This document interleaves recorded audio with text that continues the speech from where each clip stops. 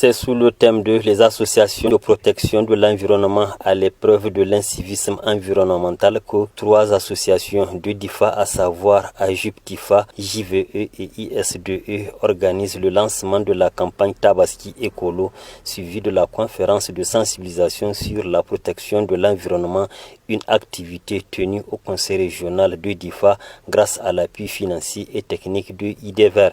Les jeunes de DIFA, bien conscients de l'enjeu de l'environnement et de sa protection, ont massivement répondu présents à la conférence afin d'échanger et trouver les solutions pour un environnement sain. Tous les facteurs concourant à la dégradation de l'environnement doivent trouver leur solution ici, a laissé entendre le président de la CIJUP, Association des jeunes pour la protection de l'environnement. Cette conférence permettra donc à tous les participants et à tous les conférenciers de savoir l'impact de l'incivisme de l'homme face à l'environnement ainsi que des solutions à envisager afin de protéger notre environnement. Les causes qui poussent donc la population à couper des arbres, on peut citer comme le manque d'emploi de jeunes. Malgré qu'il y a ce manque d'emploi de jeunes, donc la jeunesse ou bien la population doit comprendre que la coupe abusive des arbres constitue un grand problème majeur qui est donc l'une des conséquences du changement climatique.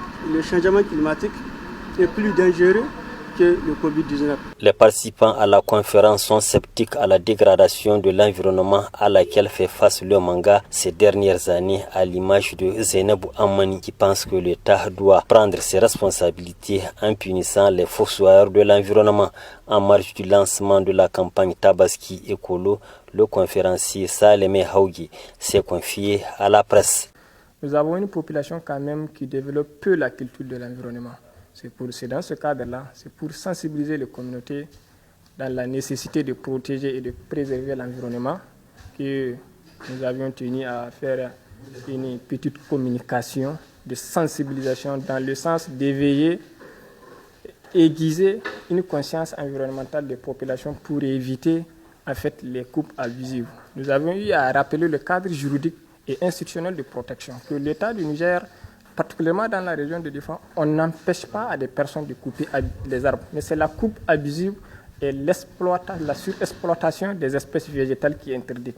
La réglementation dit qu'il y a un processus, il y a une procédure pour devenir commerçant transporteur de bois qui consiste à s'enregistrer auprès des services compétents pour se délivrer